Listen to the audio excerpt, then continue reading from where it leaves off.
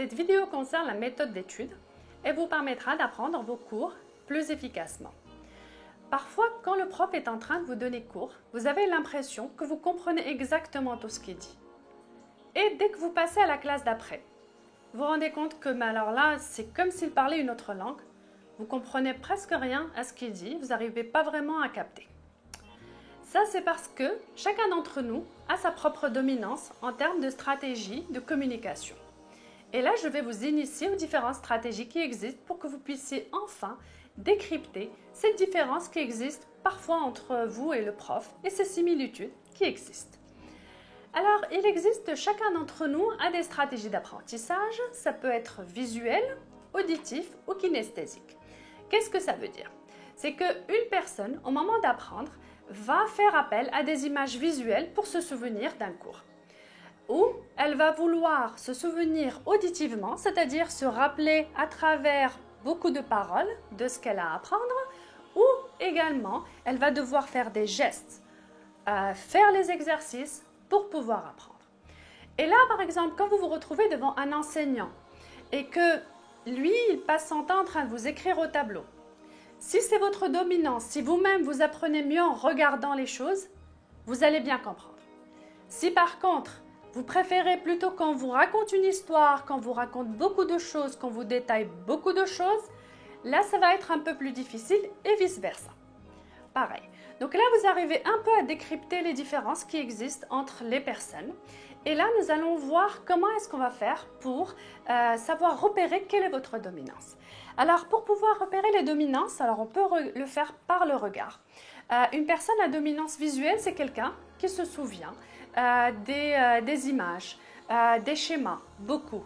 Alors, elle va regarder plutôt vers le haut quand elle va réfléchir à quelque chose, quand elle va vouloir se souvenir ou imaginer.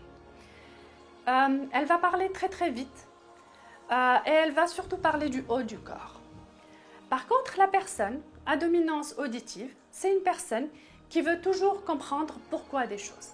Tant qu'on ne lui donne pas une longue explication, elle ne comprend pas. Alors, elle regarde plutôt vers les côtés, donc vers la droite ou vers la gauche en préférence. Et c'est une personne qui va parler un peu moins vite que la personne qui est visuelle. Elle va parler plutôt du milieu du corps. Par contre, la personne qui, elle, est tactile, c'est une personne qui, par exemple, devant un professeur, si elle aime bien son professeur, elle va suivre. Si elle n'aime pas du tout son professeur, elle va plutôt y attacher un côté émotionnel, elle ne va pas du tout aimer la matière. D'où le fait qu'on se retrouve avec beaucoup de personnes qui, par exemple, n'aiment pas les maths, sont très mauvais en maths juste parce qu'ils ont eu une expérience traumatisante avec un enseignant. Donc, alors, ces personnes-là vont regarder plutôt vers le bas au moment de réfléchir. Et ce sont des personnes qui vont parler très, très, très lentement. Donc, vous allez en retrouver dans votre entourage et sachez que c'est normal qu'elles parlent aussi lentement. C'est leur façon à elles de fonctionner. Vous vous attachez, si vous êtes dans ce cas-là, vous vous attachez surtout aux émotions pour pouvoir apprendre, mais surtout aux gestes. Vous avez besoin de faire beaucoup d'exercices pour pouvoir apprendre. Alors, pour pouvoir faire ça, c'est simple. C'est que quand vous êtes en cours ou que vous voulez apprendre à la maison, si vous avez cette dominance qui est visuelle, c'est important que vous puissiez utiliser beaucoup de crayons. Alors, les crayons, tout ce qui est différentes couleurs, différentes tailles, ça c'est très très important. Pour vous, utilisez beaucoup de schémas, faites des mind mapping.